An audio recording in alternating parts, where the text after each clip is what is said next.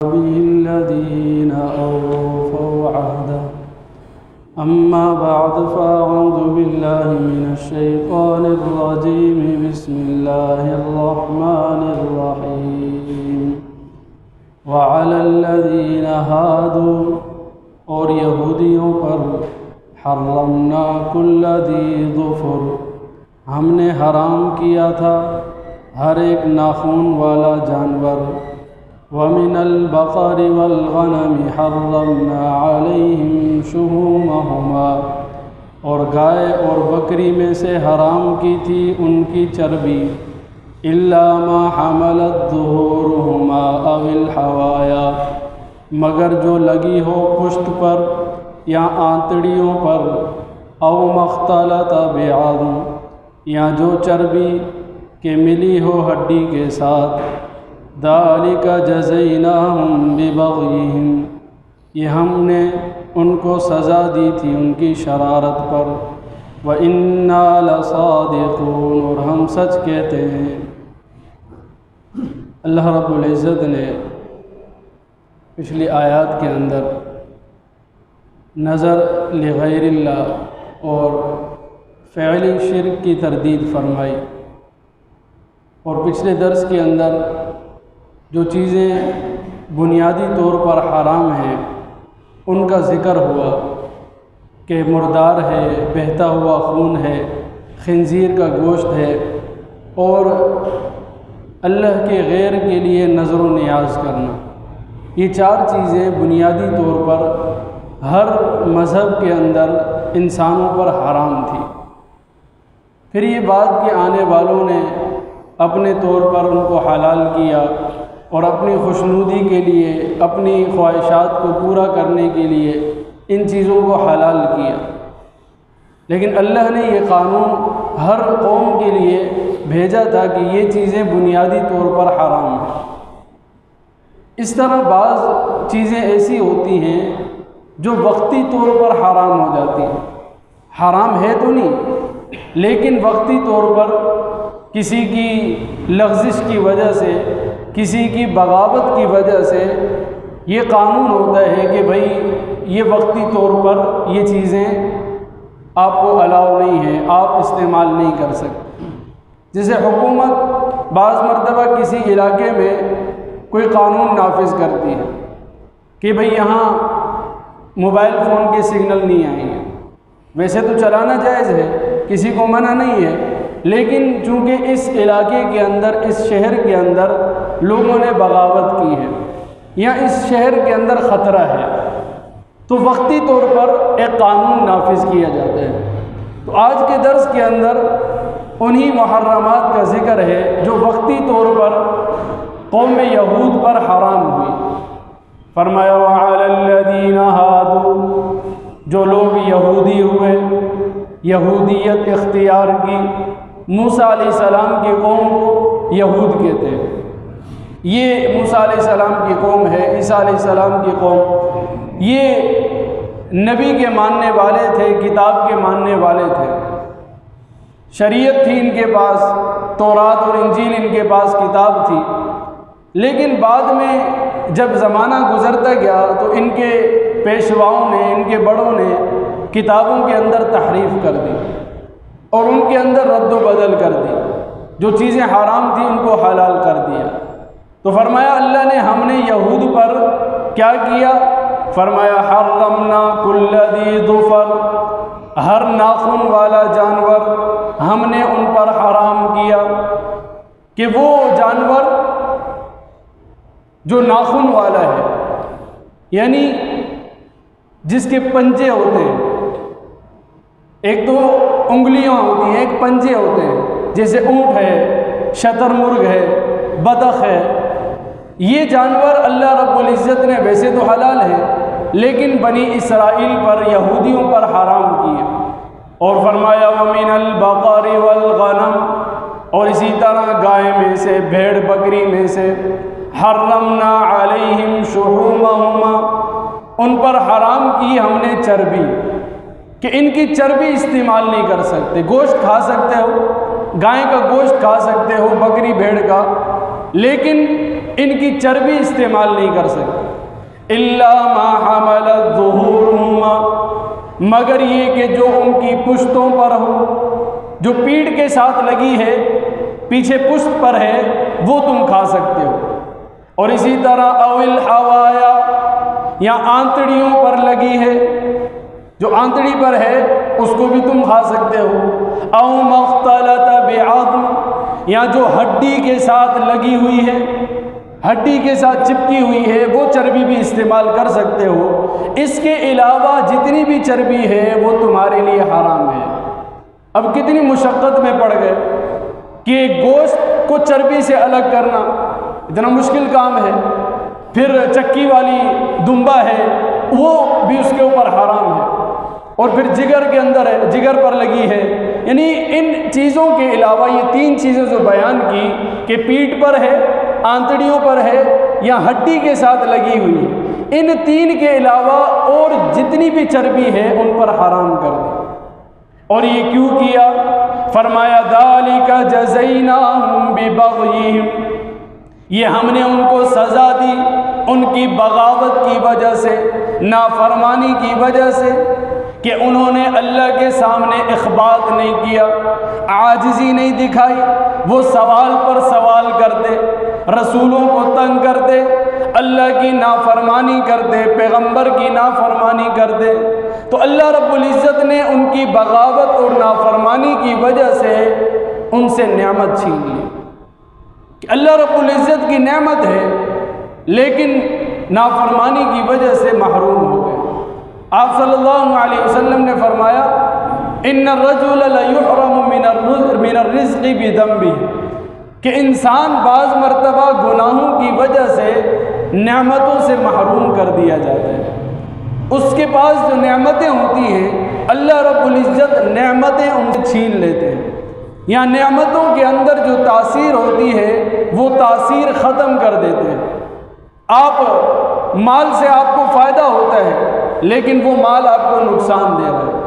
اولاد آپ کے لیے ایک نعمت ہے، اس کی تاثیر ہے کہ وہ آپ کی خدمت کرے، آپ انہیں دیکھیں آپ کی آنکھیں ٹھنڈی ہو جائیں، لیکن اللہ اس کی تاثیر کو نکال دیتے ہیں۔ نعمت موجود ہے، اولاد موجود ہے، لیکن ہمارے کام کی نہیں، الٹا ہمارے اوپر وبال جان ہے، ہمارے آنکھوں کا انگارہ ہے۔ تو اللہ رب العزت نافرمانیوں کی وجہ سے نعمتوں کو ضبط کر لیتے ہیں، نعمتوں کو چھین لیتے ہیں۔ تو اللہ نے فرمایا یہ ان کی بغاوت کی وجہ سے اللہ رب العزت نے نعمتیں چھین لی۔ وَإِنَّا لَصَادِقُونَ، اور ہم اپنی بات میں سچے ہیں۔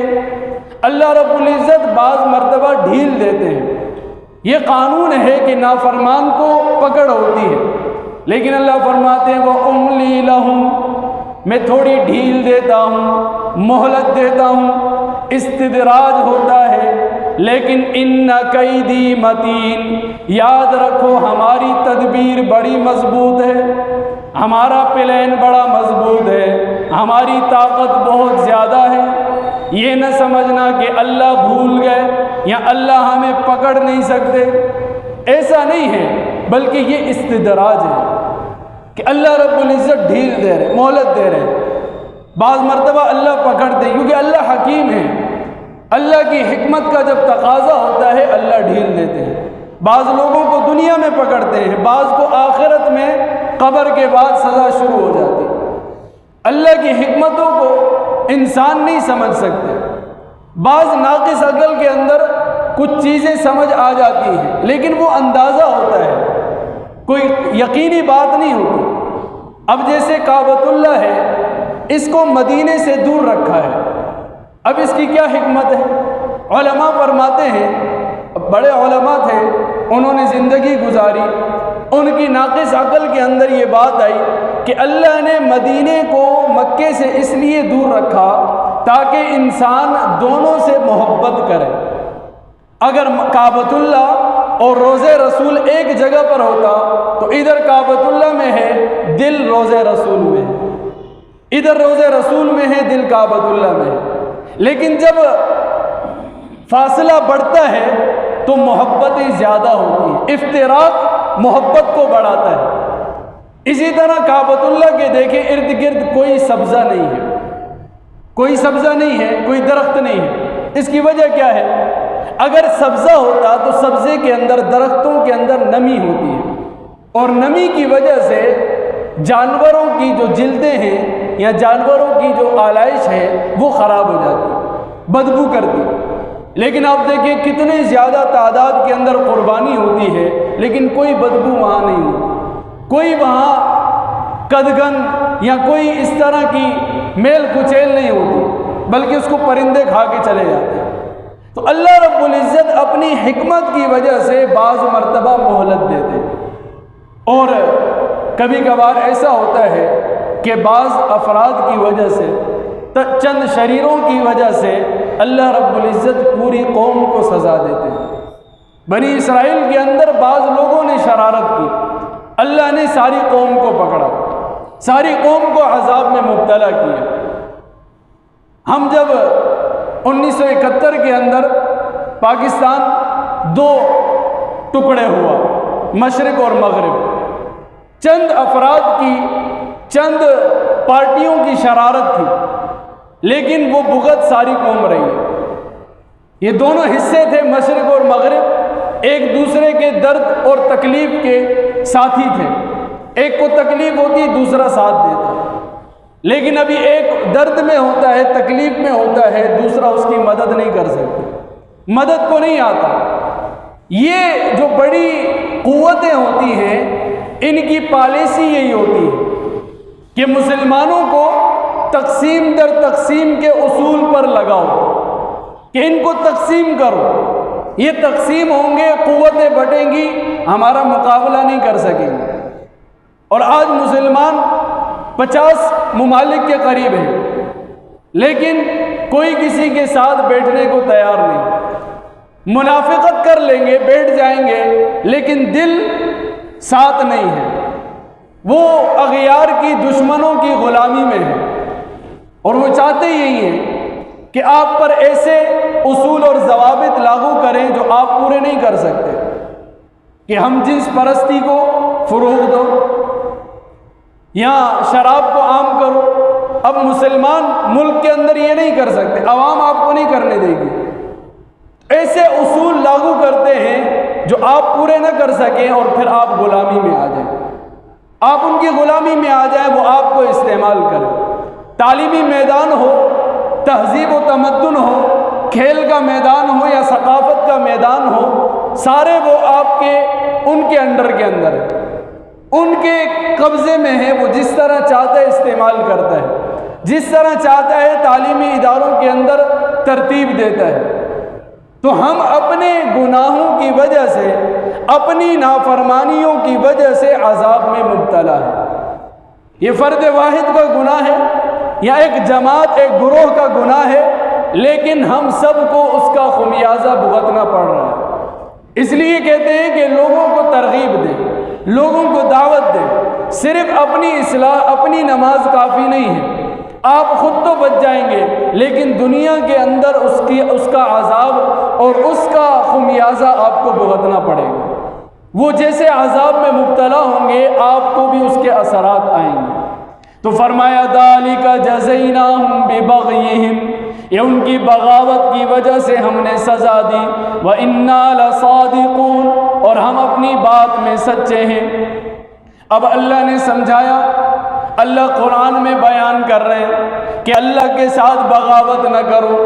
فرمایا کہ پیغمبر صلی اللہ علیہ وسلم اگر اس کے باوجود نہیں مانتے، فَإِن كَذَّبُوكَ، اب اس کے بعد بھی تمہاری تکذیب کریں، تمہیں جھٹلائیں، تمہارے پروگرام کو نہیں مانیں، فرمایا فَقُلْ، آپ کہہ دیجئے ربکم ذو رحمت واسعہ، تمہارا پروردگار، تمہارا رب، تمہارا پالنے والا وہ بڑی وسیع رحمت کا مالک ہے، اس کی رحمت بڑی وسیع ہے، اس کی رحمت کا سمندر بڑا واسع ہے، اس کے اندر غوطہ لگا لو، اللہ سے معافی مانگ لو، اللہ کی رحمت کی چادر بڑی وسیع ہے، اس کی چادر میں آ جاؤ، اللہ تمہیں معاف کر دے گا۔ اور اللہ اسے ہی معاف کرتا ہے جو اللہ کے سامنے عاجزی دکھائے، اپنے گناہوں کا اقرار کرے۔ آدم علیہ السلام کے اندر یہ صفات تھی، انہوں نے اپنے کوتاہی کا اقرار کیا، اس کوتاہی پر نادم ہوئے اور پھر اپنے اس کوتاہی پر معذرت کی، اور پھر فوراً اللہ کے حضور پیش ہوئے اور توبہ کی، اور اللہ کی رحمت سے مایوس نہیں ہوئے، اللہ نے معاف کر دیا۔ اور شیطان کے اندر کیا تھا؟ اس نے اپنی کوتاہی کا اقرار نہیں کیا، نہ ندامت کی، نہ اللہ سے معذرت کی، نہ اللہ سے توبہ کی، اور اللہ کی رحمت سے وہ مایوس ہوا۔ اس لیے آدم علیہ السلام کو اللہ نے توبہ اس کی قبول کر کے اللہ نے جد الانبیاء بنایا، اور شیطان کو ہمیشہ کے لیے مردود کر دی۔ تو جو اللہ کے سامنے پیش ہوتا ہے، امام مالک بن دینار رحمۃ اللہ علیہ فرماتے ہیں کہ ایک مرتبہ میں گزر رہا تھا، ایک عتبہ نامی غلام کو میں نے دیکھا، سخت سردی کا موسم ہے، پرانے پھٹے کپڑے اس نے پہنے ہوئے ہیں، لیکن اس کے جسم سے پسینہ نکل رہا ہے، پسینہ نکل رہا ہے۔ میں جیسے پہنچا وہ کھڑا ہو گیا، میں نے پوچھا کیا کر رہے ہو؟ کہا استاد جی اس جگہ کو دیکھ کر ندامت کر رہا ہوں، اس جگہ پر میں نے معصیت کی تھی، میں نے گناہ کیا تھا، اس جگہ کو دیکھ کر اس کے پسینے نکل رہے ہیں، اتنی ندامت۔ ایسے لوگوں کو پھر اللہ اپنا قرب نصیب کرتا ہے، اللہ اپنا ولی بناتا ہے، جسے جتنی ندامت ہوتی ہے اللہ اسے اتنا ہی قریب کرتے ہیں۔ اپنے گناہوں پر نادم ہونا یہ سب سے پہلی شرط ہے۔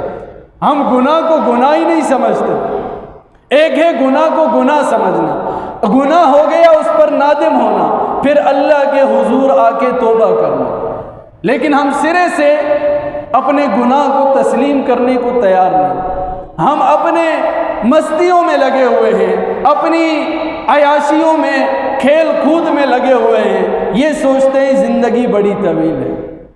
آپ صلی اللہ علیہ وسلم ایک مرتبہ تلاوت فرما رہے تھے، تلاوت کے دوران فرعون کے غرق ہونے کا قصہ آیا کہ جب فرعون اپنا لشکر لے کے موسیٰ علیہ السلام کے پیچھے دوڑا، اللہ نے پانی کو حکم دیا، پانی نے پکڑ لیا۔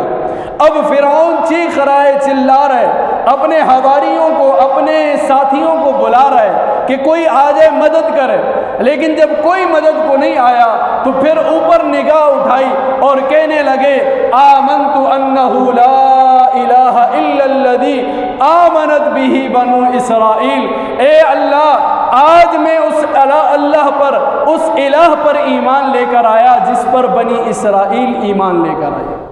اب حضور یہ قصہ پڑھ رہے ہیں، اتنے میں جبرائیل نازل ہوئے، کہا یا رسول اللہ آپ پڑھ رہے ہیں، میں نے اس منظر کو خود اپنی آنکھوں سے دیکھا ہے، جب فرعون غرق ہو رہا تھا وہ اللہ سے فریاد کر رہا تھا، اللہ سے توبہ طائب ہو رہا تھا، میں سمندر سے کیچڑ اٹھا کے اس کے منہ میں ڈالتا، حتی لا تدرکہ الرحمہ، کہ ایسا نہ ہو کہ رحمت اس تک پہنچ جائے۔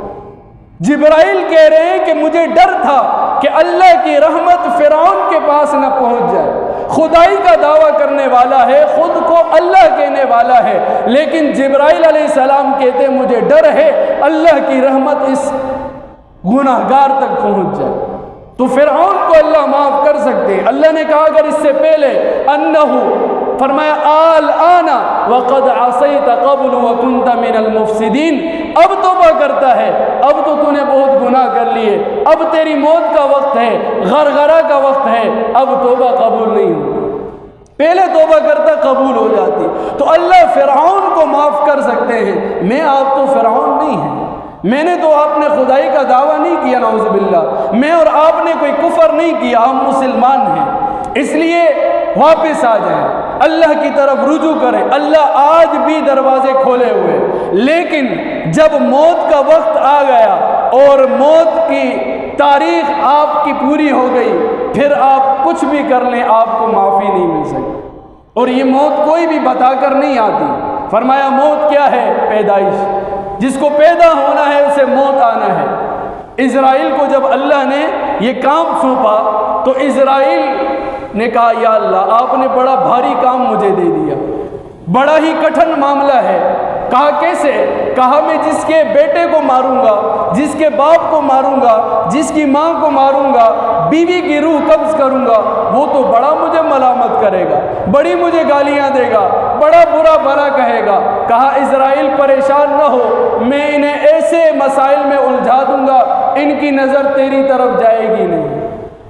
جیسے ہی موت آتی ہے، ہارٹ اٹیک ہوا مر گیا، ایکسیڈنٹ ہوا مر گیا، ارے فلاں جگہ نہیں جاتا تو نہیں مرتا، ارے فلاں کام نہ کرتا تو نہیں مرتا۔ سارے لوگوں کی نظر اسباب پہ چلی جاتی ہے، جو بہانے ہیں سارے انہی کی طرف دیکھتے ہیں، اسرائیل کو کوئی نہیں دیکھتا۔ تو یہ بہانے ہیں، موت وقت پر آنی ہے، چاہے وہ کسی بہانے سے آئے یا بستر پر پڑے پڑے آئے، اس لیے موت سے پہلے پہلے اللہ کو راضی کر لیں۔ اللہ تعالی عمل کی توفیق نصیب فرمائے۔ الحمدللہ رب العالمین والعاقبۃ للمتقین، الصلاۃ والسلام علی سید الانبیاء والمرسلین۔ ربنا آتنا فی الدنیا حسنہ وفی الآخرۃ حسنۃ وقنا عذاب النار۔ سبحان ربک رب العزۃ عما یصفون وسلام علی المرسلین والحمد للہ رب العالمین۔ آمین برحمتہ۔